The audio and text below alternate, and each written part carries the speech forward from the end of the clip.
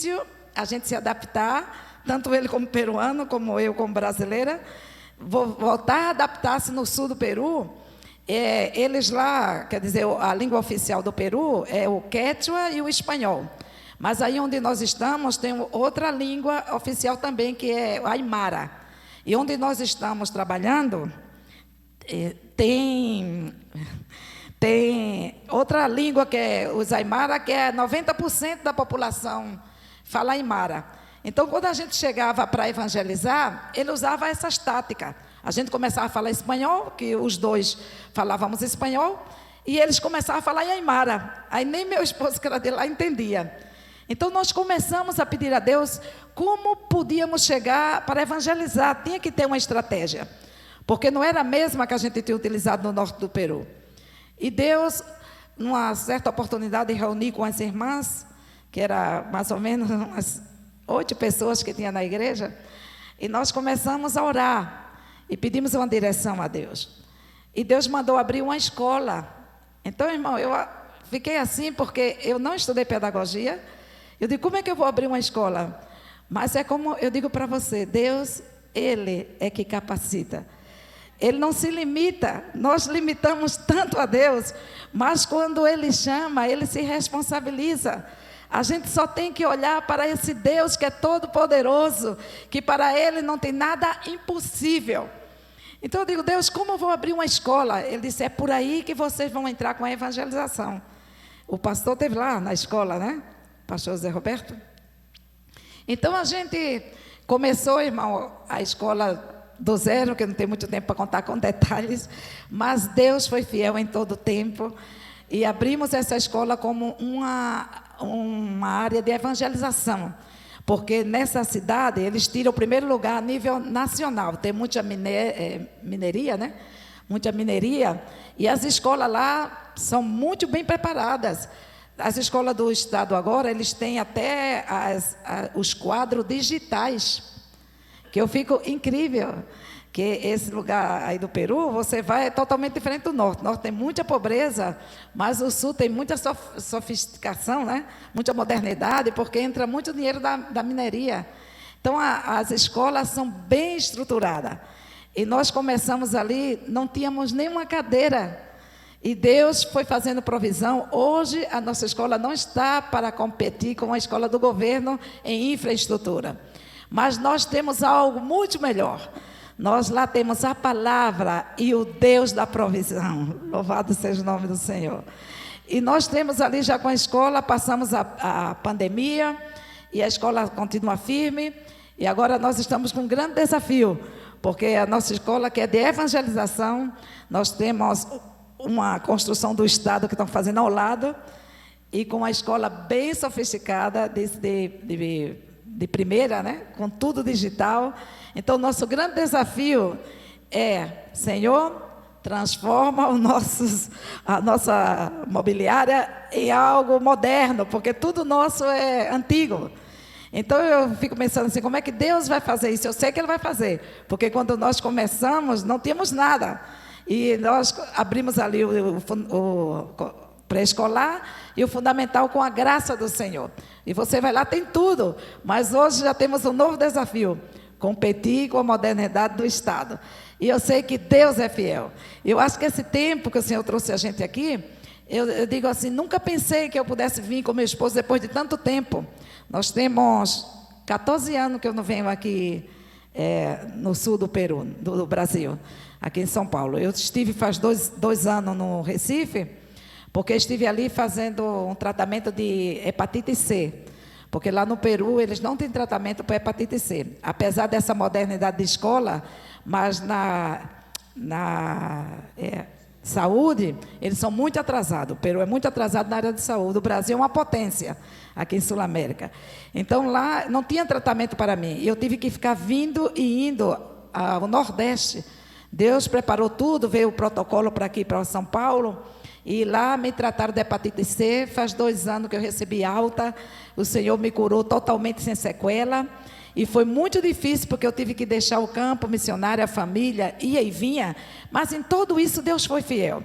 E a gente nunca pôde vir os dois. Eu não pensei, irmãos, Nós estamos aqui hoje, eu acho que é um milagre de Deus. O Senhor trazer a mim e meu esposo com a responsabilidade que a gente tinha lá e a condição financeira não tinha nenhuma. Mas aquele Deus que mostra para você que Ele é poderoso, através da circunstância que você pode imaginar, Ele não se limita. Ele pôde trazer os dois aqui. E hoje nós estamos aqui passeando pelas igrejas, comendo comida brasileira, desfrutando dos hinos, que eu sou muito sincera, irmãos, eu tenho me renovado esses dias aqui, temos 9 dias, né? 9 dias que nós chegamos, tudo que passa aqui, cada igreja que a gente tem ido, cada louvor, esse louvor que vocês cantaram aqui, santo, santo, né? Canta lá em espanhol, mas quando a gente canta na nossa língua, é algo tão diferente, tão renovador, que eu digo, Jesus, tudo isso para mim é muita bênção.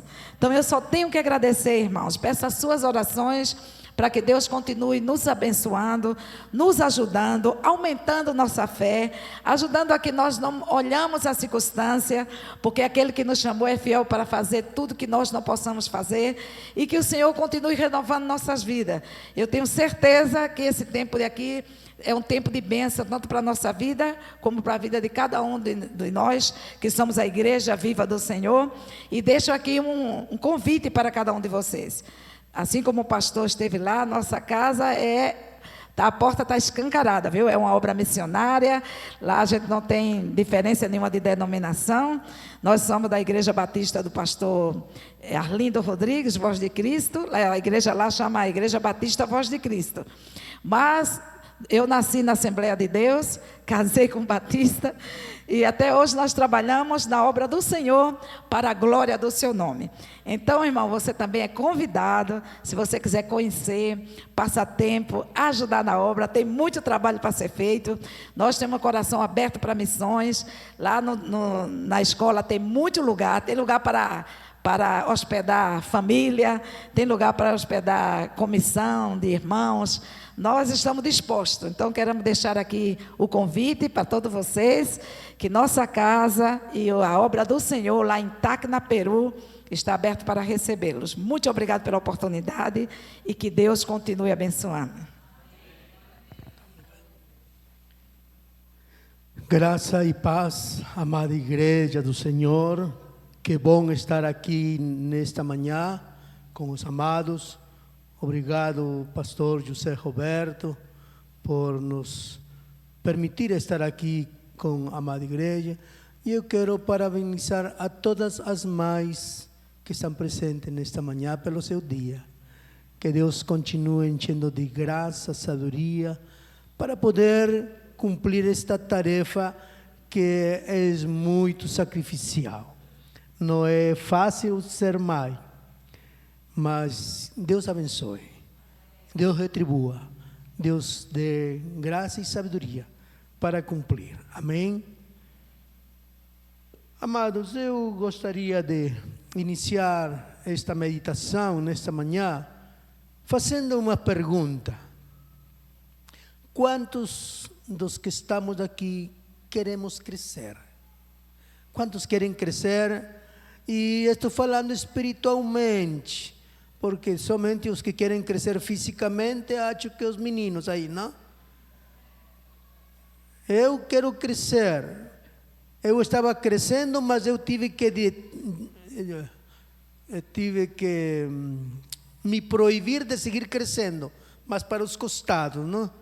Agora tenho um regime para não seguir para um lado, não estava crescendo para os lados. Mas eu sei que já fisicamente não posso crescer, mas tenho a obrigação de crescer espiritualmente. Então, quantos querem crescer? Amém. Sim? Que bom. Mas, mesmo que não queira crescer, eu quero dizer nesta manhã que crescer espiritualmente é uma obrigação. Não é algo que se eu quero, porque é um mandato, assim está na Bíblia, 2 de Pedro 3:18. Antes vem crescer na graça e no conhecimento do Senhor Jesus Cristo. Somos desafiados a crescer. Amém? Então, mas para crescer, amados, no conhecimento do Senhor Jesus Cristo. A vezes é preciso, como é preciso crescer fisicamente. A gente, quando estuda do crescimento das crianças, especialmente dos adolescentes, para eles crescer fisicamente, eles sentem dores. Quando tem filhos aqui adolescentes, ou quando já foram adolescentes, eu já quase nem me lembro. Como eu não cresci muito, eu não senti muito dores fisicamente. Mas aqueles que crescem muito, para crescer, dói o corpo.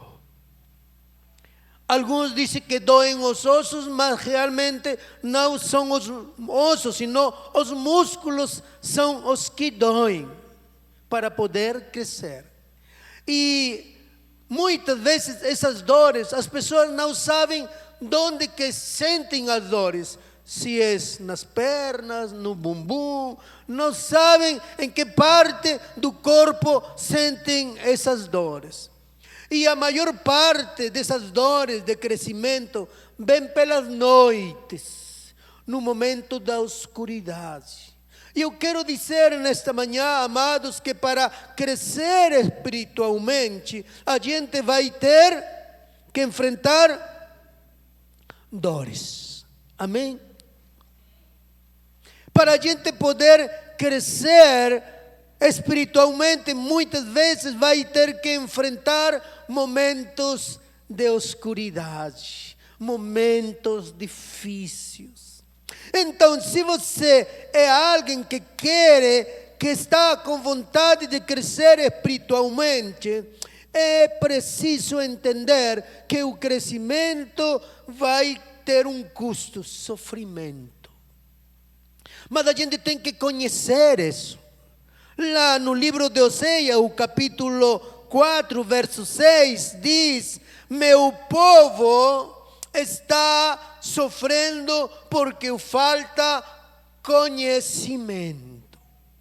Mas esse conhecimento não é uma informação intelectual. Muitas vezes a gente acha que conhecimento é somente informação intelectual. Mas o conhecimento, mesmo no lado científico da ciência, fala de algo experimental.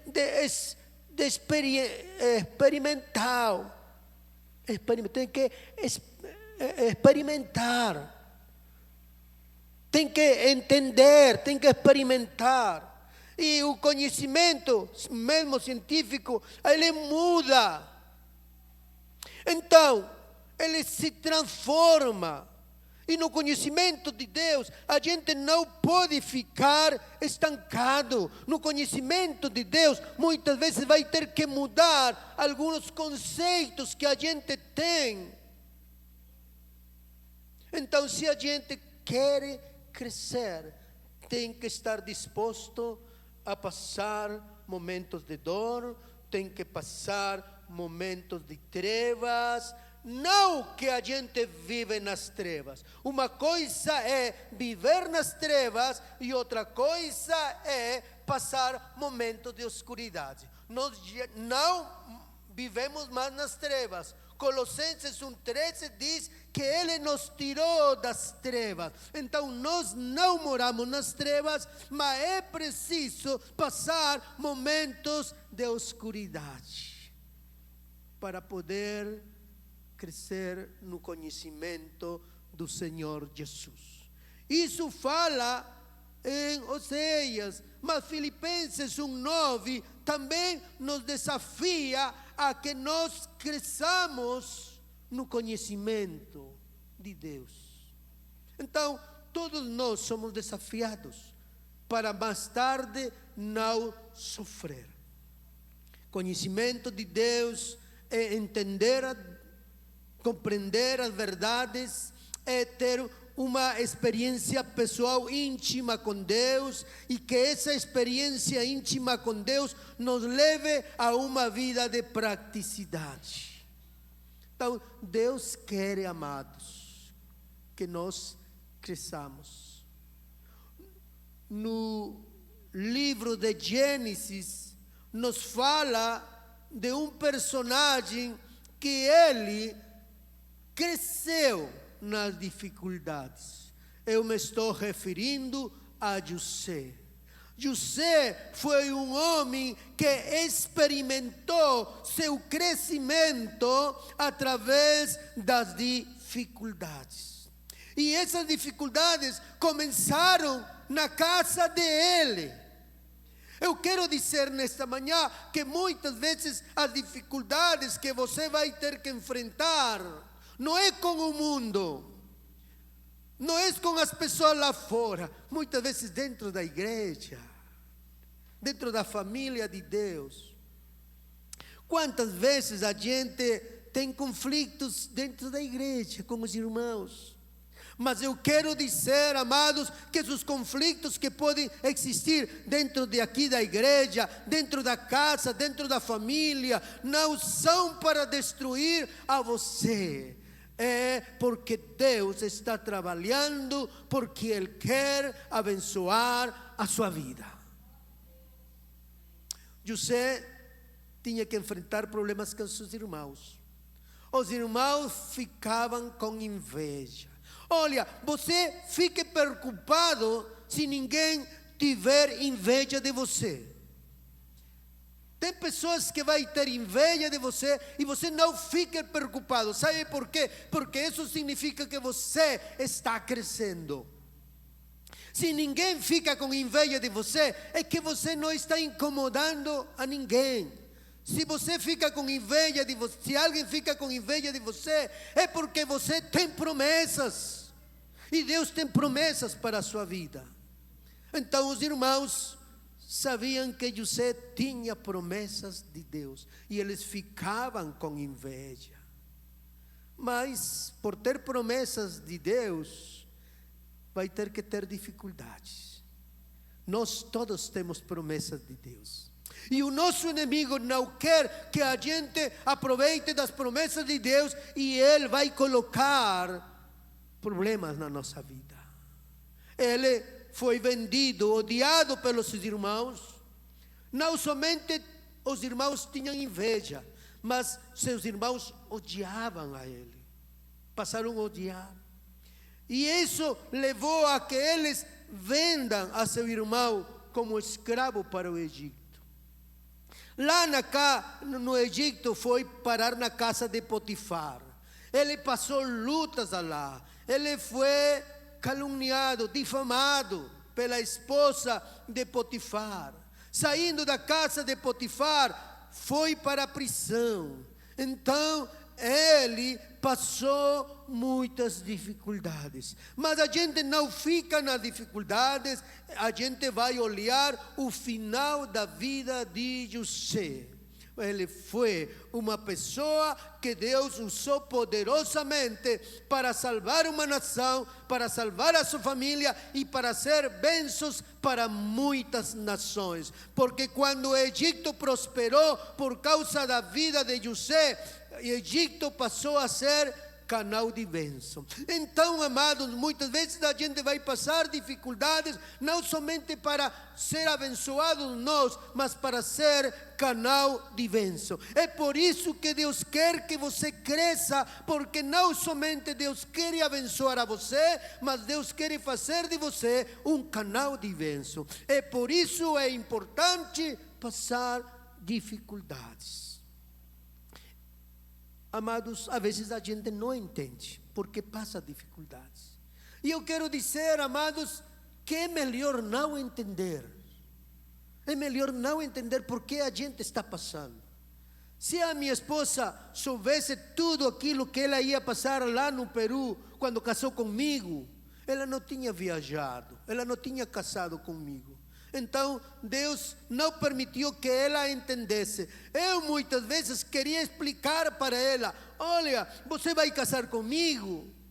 Lá minha família é muito pobre. Lá na igreja eu não vou ser um pastor assalariado que vai pagar. Minha família não tem recursos, eu não tenho recursos. E eu fazia de tudo para que ela entendesse, mas ela não entendeu nunca. E ela casou. Somente ela veio entender quando estava lá, quando eu vi chorando ela. Disse: você está sofrendo. Graças a Deus que Deus não permitiu, senão eu não tinha casado. Então, amados, muitas vezes não precisa entender o porquê a gente está passando todas as dificuldades, porque o único que tem que entender porquê a gente está passando todas essas dificuldades é o Senhor. Jeremias 29:11. Se você me quiser acompanhar aí com a leitura, olha o que a palavra do Senhor fala. Por isso que é muito importante não se preocupar se nós estamos entendendo ou se não estamos entendendo. É o melhor não entender, porque o importante é que Deus entenda.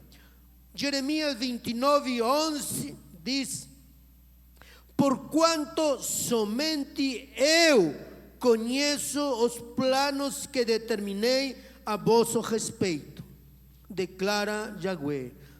Planos de vos fazer prosperar e não de vos causar dor e prejuízo. Planos para vos dar esperança e um futuro melhor. Deus diz aqui na sua palavra: somente eu conheço os planos que tenho com você. Olha, somente basta, se Deus saber os planos que Ele tem conosco, isso é o mais importante. Deus disse: somente eu conheço. Não precisa a gente conhecer. Amém? O importante é que a gente sabe que Deus tem planos. E os planos de Deus para nossas vidas não é de fazer-nos mal, mas de fazer bem. E esse é o final. José não entendia tudo isso. Um dia Deus chegou e deu uma visão, deu um sonho para ele, e ele viu que um feixe se inclinava para seu feixe. Ele viu a lua e o sol se inclinar. Isso foi, eu não acho que ele entendia tudo bem, mas ele teve sonhos. Deus dá sonhos para nós, e a vezes a gente não entende. Não entende. Por quê isso? E aí Deus fez entender a José. No livro de Gênesis a gente vai ver 5 princípios que José passou nos momentos de dificuldade. 5 princípios que a gente tem que entender, amados. Tem que entender, tem que conhecer quando a gente está passando dificuldade. O primeiro princípio que a gente tem que entender quando a gente está passando dificuldade é: Deus está comigo nos momentos da dificuldade. Amados, jamais Deus nos vai deixar sozinhos. Muitas vezes a gente pensa que está sozinho no momento da dor, no momento das tinieblas, no momento da dificuldade. A gente pensa, mas Deus te fala nesta manhã, amada igreja: Deus não te deixou só. Hebreus 13:5 diz a palavra do Senhor que Ele está conosco. Ele nunca nos vai deixar, nunca. Não tem nada, amados, neste mundo que possa fazer que Deus nos deixe. Diz Hebreus 13:5, diz: seja a vossa vida desprovida de avareza. Alegrai-vos com tudo que possuís, porque Ele mesmo declarou: por motivo algum te abandonarei, nunca jamais te desamparareis.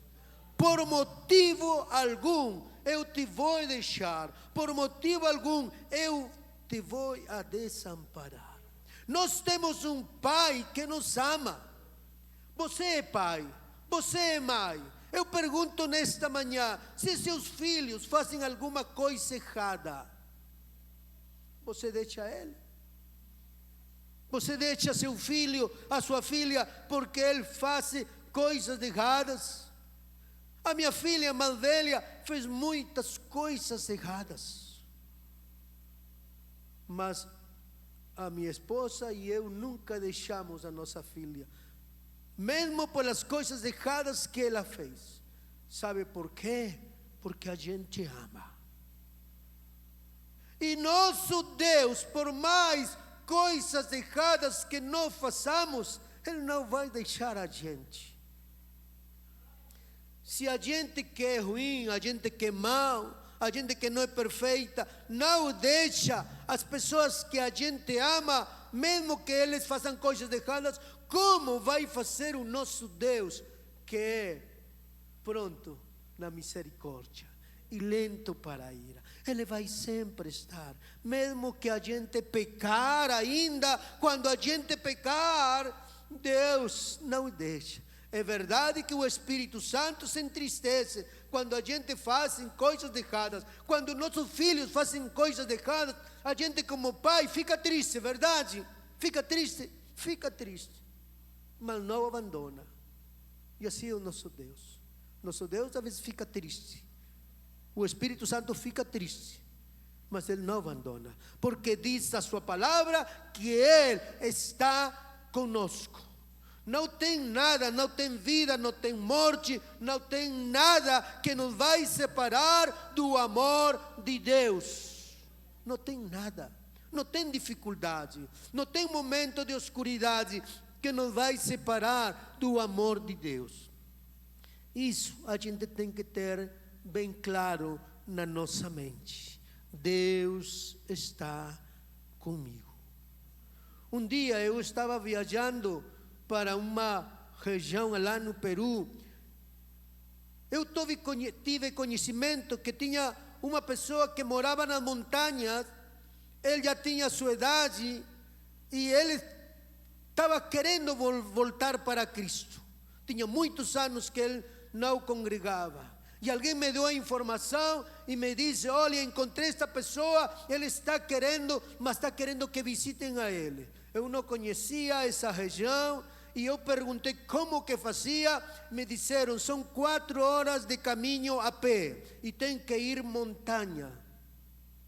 E ninguém me quis acompanhar, eu fui sozinho, 4 horas. E eu perguntei: como faço para chegar lá? Disse: você pega esse caminho e você não vai se desviar nem à direita nem à esquerda, você vai ir de frente, porque se você se desviar, você se perde.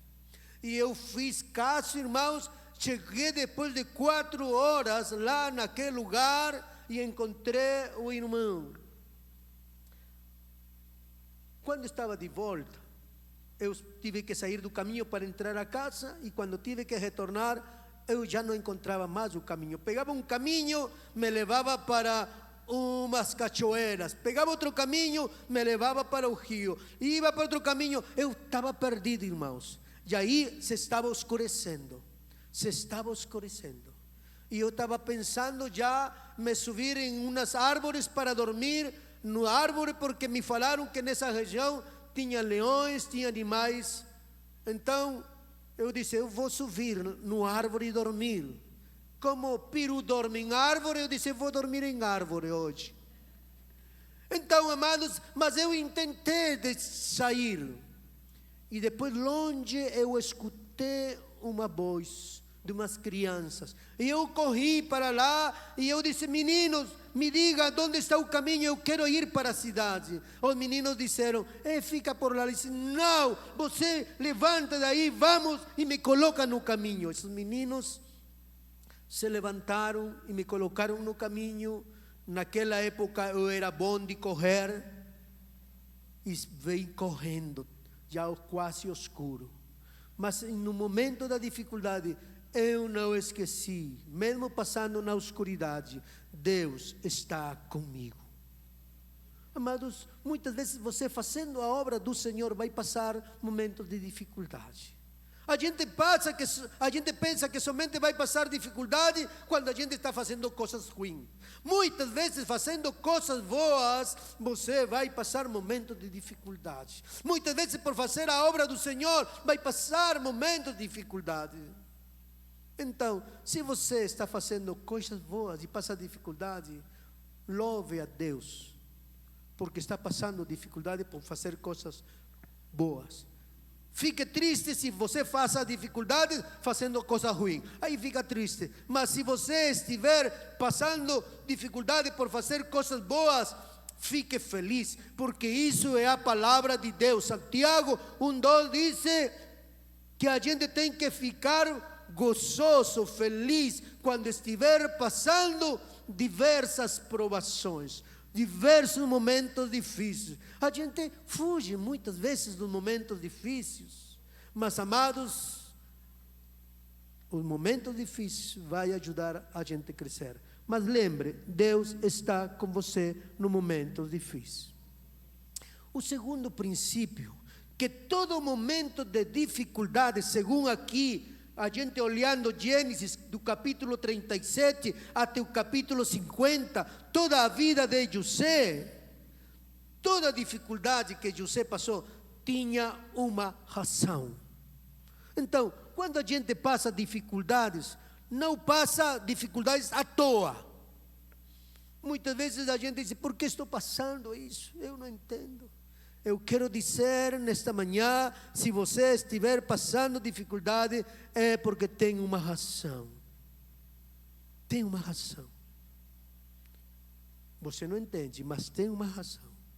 José entendeu por que passou todas essas dificuldades. Por isso que quando seus irmãos vieram para o Egito, ele falou, olha, vocês me pensaram fazer mal, mas Deus fez todas essas coisas ruins para bem. Então, ele entendeu que os momentos de dificuldades tinham uma razão. Porque ele ficou, sabe quantos anos José ficou na prova? Ele não passou na prova no momento da dificuldade uma semana, ele não passou um mês. A gente às vezes está passando problemas e já diz, mas já tem uma semana, já tem um mês que está nesta luta, já tem 3 meses, já tem um ano. Eu quero dizer que José passou 13 anos de dificuldade. Passou 11 anos, e isso sem contar os anos que passou na sua casa. Porque quando ele colocou os nomes de seus filhos, um deles Manassés, outro Efraim, um deles disse, olha, esse menino se vai chamar Manassés, porque ele me fez esquecer os momentos de dificuldade lá na minha casa. Na casa dele, ele tinha dificuldades. Então, a gente não vai somar os 13 anos que passou no Egito, mas já mesmo na casa dele, ele passou dificuldade. Ele perdeu a mãe muito criança. Sua mãe, quando foi a dar a luz a Benjamim, seu irmão menor, ela perdeu a vida. É um menino que se criou sem mãe. Então ele passava dificuldades. Chegou ao Egito, passou dificuldade. 11 anos como escravo na casa de Potifar. Aí, acho que Deus disse, José, ainda falta mais. Aí mandaram 2 anos mais na prisão. 13 anos. Para depois, com 30 anos, porque ele saiu de casa com 17 anos. Criança, adolescente, muito novo.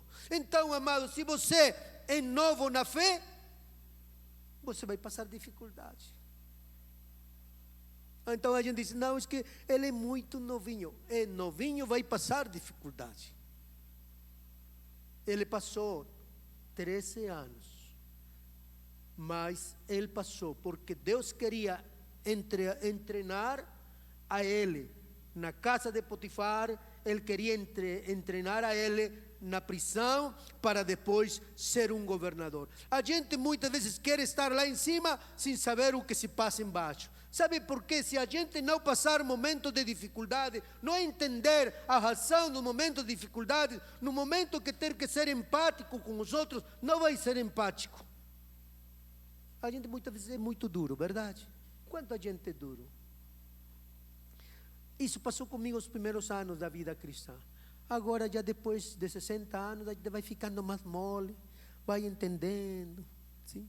Isso que falou Jesus para Pedro. Agora você faz o que você quiser, mas quando você for velhinho, alguém vai conduzir a você. Então, quando a gente vai ficando mais maduro de idade, a gente se deixa conduzir por Deus. Muitas vezes a gente quer se conduzir por si mesmo.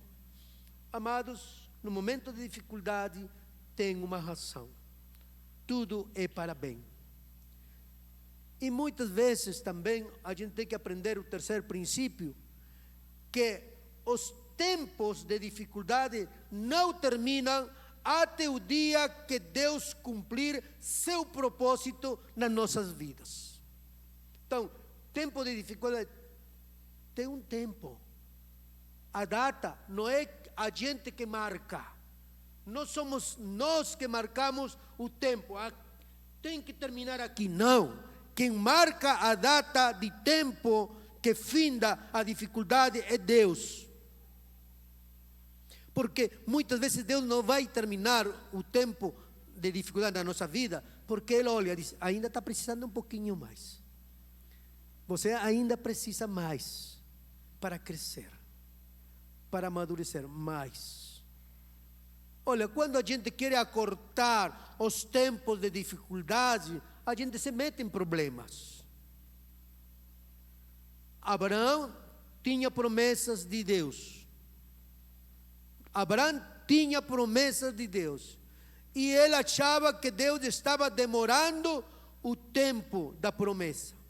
Aí veio a mulher dele, disse, olha, meu filho, a coisa está demorando, Deus deu promessas, mas não se está, eu quero rápido, vai, aí tem a Agar, a minha empregada, a minha serva, se deita com ela e eu quero ter um filho.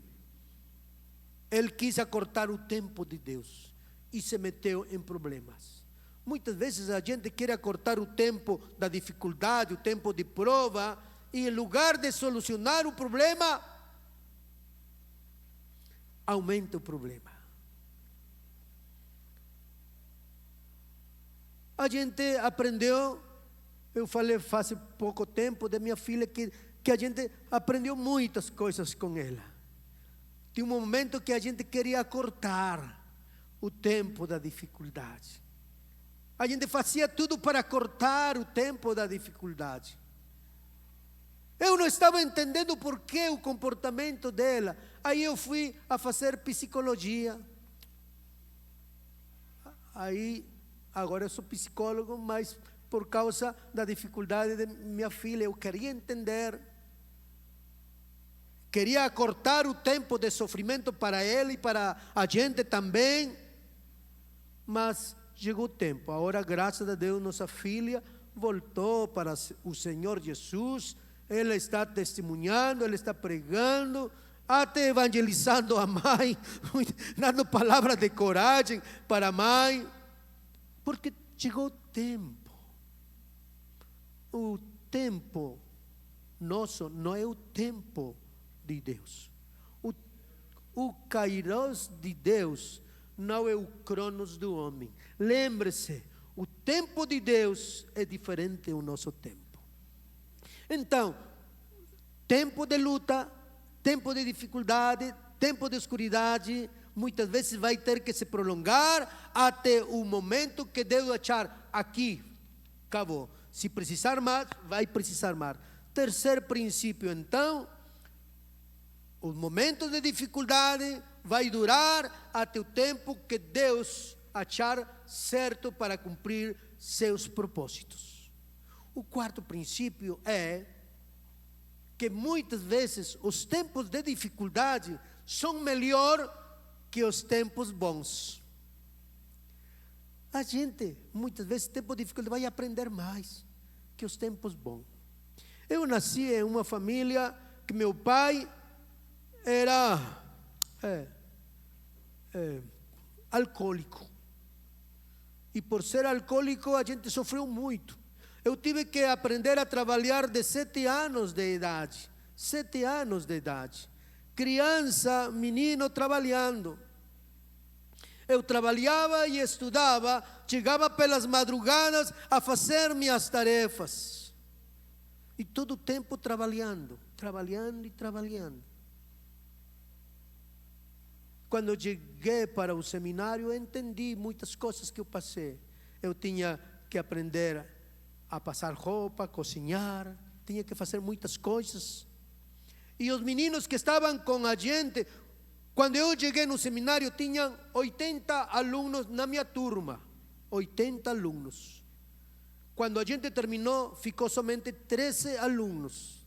Muitos foram embora porque eles não conseguiram passar um momento de dificuldade. Graças a Deus, eu consegui ficar aí com a graça de Deus, porque eu passei momentos de dificuldade e eu estava treinado para poder passar mais dificuldade. Quando fomos para o campo missionário, as experiências que a gente passou como criança serviu.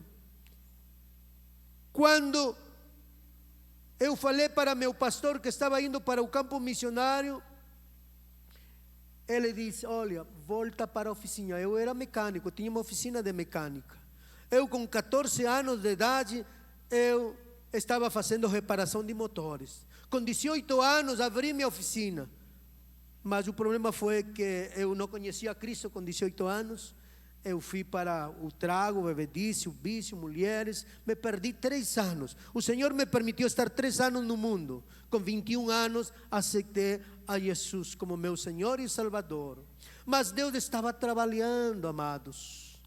Deus estava trabalhando. E meu pastor disse: olha, vai, monta uma oficina e você vai sustentar a sua mulher, porque você não vai trazer uma mulher de seu país para sofrer aqui no Peru, então monta a oficina. Eu disse: não. O Deus que me tem sustentado no Brasil, me vai sustentar aqui também. Foram 4 anos no seminário e Deus sustentou os 4 anos. E Deus fez provisão, amados, para a gente. Então, os tempos de dificuldade serviram para a gente enfrentar as dificuldades. É bom, amados. Quando a gente não passa dificuldade, não vai entender a outros que passam dificuldade. Então, vale a pena passar dificuldade? Vale a pena. O 5º princípio é, mesmo a gente passando momentos de escuridão, momentos de dificuldades, nunca deve tirar os olhos da luz, que é o Senhor Jesus. Não tire nunca sua visão da pessoa de Deus. Não perca o foco. Siga olhando para o Senhor Jesus. Ele é a nossa luz. Ele é que alumbra o nosso caminho. Se você perder de olhar a Jesus, que é a luz, no momento da dificuldade, você se perde. Por isso, mesmo em momento de dificuldade, siga olhando a Jesus. E para terminar, o 6º princípio. Aquilo que Deus nos ensina na escuridade, aquilo que Deus nos ensina nos momentos de dificuldade, é para ensinar nos momentos de luz, é para publicar. José passou todos esses momentos de dificuldade, mas foi para ser bênção para a sua família, para muitas nações. Então, isso que fala 1 Coríntios, não? Às vezes que Deus vai permitir que a gente passe dificuldade para poder ensinar a outros, para poder entender a outros, para poder ajudar a outros. Então, a escola de Deus tem um propósito. Deus nos ensina, mas não para nos guardar aquilo que Deus nos ensina no momento de dificuldade. Jó falou assim no capítulo 42, verso 5. Disse, eu não entendia por que tudo isso eu passei. Eu não compreendia, mas agora eu compreendo. Então, muitas vezes Deus vai permitir que a gente passe momentos de dificuldade para poder ensinar a outros, para publicar. Como é que a gente vai testemunhar? Como que a gente vai falar do poder de Deus, das maravilhas de Deus, se nunca a gente passou momentos de dificuldade? Eu me lembro, amados, a primeira semana que eu aceitei a Jesus como meu Senhor e Salvador, a primeira semana, vieram um monte de provas, uma semana, novinho. Graças a Deus que Deus levantou pessoas para me cuidar. Mas a primeira semana eu quase mato uma pessoa. A primeira semana. Na segunda semana quase mato outra pessoa. Baixinho, pero bravo. Por isso aí, fica de longe desse baixinho, ele é bravo. A primeira semana que eu aceitei Jesus, eu me informei que uma das minhas irmãs foi estrupada por um primo meu. E essa irmã, eu era o pai das minhas irmãs, eu sustentava, eu cuidava delas. Isso me doeu muito. Eu saí com revólver, porque eu tinha oficina e cuidava a oficina. Esse bairro onde eu morava era muito perigoso e eu dormia com revólver. Eu saí com revólver. Eu botei o revólver no meu primo, mas Deus não permitiu que eu disparasse a ele. Mas eu estava com tanta raiva. Na segunda semana eu tive a oportunidade de matar a outro que fez um dano aí na oficina. Peguei o carro e também saí atrás para matar com o carro. E Deus não permitiu. Eu passei muita dificuldade nas primeiras semanas. Sabe para quê? Para eu poder depois falar como que o inimigo ataca quando Deus tem planos com alguém. Ele me queria mandar na cárcere, porque ele sabia os planos que Deus tinha na minha vida. E eu posso testemunhar dos momentos da escassez. Teve um dia no campo missionário que a comida acabou tudo. Somente a gente tinha ido a deitar comendo um pouco de arroz sem sal, porque não tinha nem sal. A gente louvou a Deus e disse: Deus, amanhã o Senhor vai fazer a provisão. A gente foi deitar. E cedo pela manhã alguém bate a porta da nossa casa e pergunta: olha, você é mecânico? E eu falei: sou mecânico. Disse: meu carro quebrou. Nesse povoado que estava, tinha poucos carros, mas tinha burros, cavalos, tinha poucos carros. Deus traz um carro da cidade, faz viajar 3 horas e quebra na porta da minha casa. Eu ajeitei, eu queria ser bondoso, mas eu não tinha outro jeito, tive que cobrar e cobrei bem. Cobrei como para 15 dias de comida. E Deus fez a provisão. Essas experiências, amados, muitas vezes Deus permite passar momentos de dificuldade para você testemunhar que nós temos um Deus que faz a provisão. É um Deus da provisão. Deus nunca deixa. E ainda para fechar, tem um testemunho de uma mulher da cidade que era muito pobre, que ela vivia de aquilo que as outras pessoas davam para ela. Também, um dia que a gente não tinha nada para comer, no dia seguinte ela chega cedo, bate a porta e diz: irmãos, eu estou trazendo estas bananas e estes mangos para você. Eu ganhei e ele nos deu. A gente aprendeu que as pessoas mais pobres podem te auxiliar nos momentos de dificuldades. Então, Deus ensina, amados. E enquanto estava falando, veio uma experiência quando eu estava no Betel brasileiro como seminarista. Eu tinha que vir aqui a São Paulo para renovar meu passaporte, porque já tinha vencido. E tinha um irmão aí, um empresário lá na cidade, que eu conhecia, E eu via ele, e eu fui correndo para ele e disse: irmão, me ajuda. E contei o problema. E ele me disse: tá bom, eu vou ver o que eu posso fazer por você. Até agora eu estou esperando o que ele pode fazer por mim. Mas Deus se sabe fazer por nós. Então eu aprendi, amado, no momento de dificuldade, confiar em Deus. Isso aprendeu, para agora poder falar: Deus é fiel.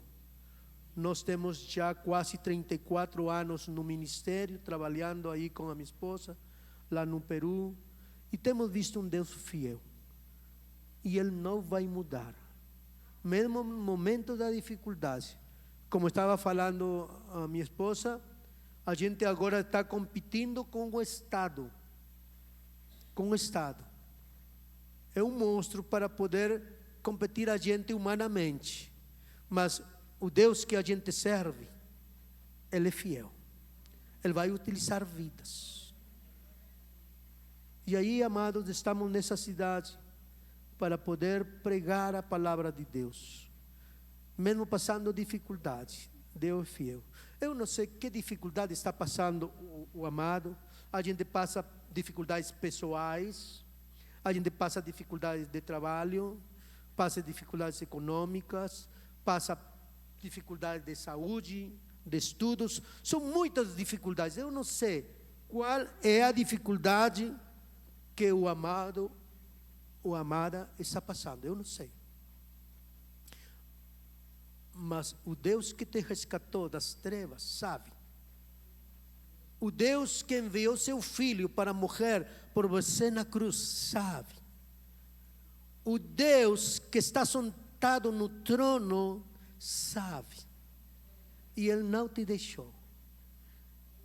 E Ele sabe se hoje chegou o tempo dessa dificuldade. E Ele te vai dar a vitória. Eu não sei porquê. Talvez você não sabe por que está passando essa dificuldade. Mas Deus te disse: eu tenho planos de bem com você. Eu estou com você. Eu quero ajudar a você. Eu quero fazer de você um instrumento nas minhas mãos, como eu fiz com José. Então, se você estiver passando alguma dessas dificuldades, está triste, está aflito, está ansioso, está sem querer, sem saber porquê, eu quero convidar a você vir aqui na frente. Eu quero orar por você. Eu quero orar por você. Eu quero convidar o pastor José Roberto vir aqui comigo também aqui. Queremos orar por você. Talvez você está sem entender. Talvez você não está compreendendo por quê. Está desanimado, está desanimada. Mas Deus quer nesta manhã dizer que Ele te vai a dar a vitória. Ele te quer dizer: eu sei porque estou trabalhando com você deste jeito. Venha aqui, amada. Venha aqui, meu amado. Venha. Eu vou pedir o pastor também, pastor Vanderlei, por favor, venha aqui, pastor. A missionária Ana, venha aqui. Vamos orar.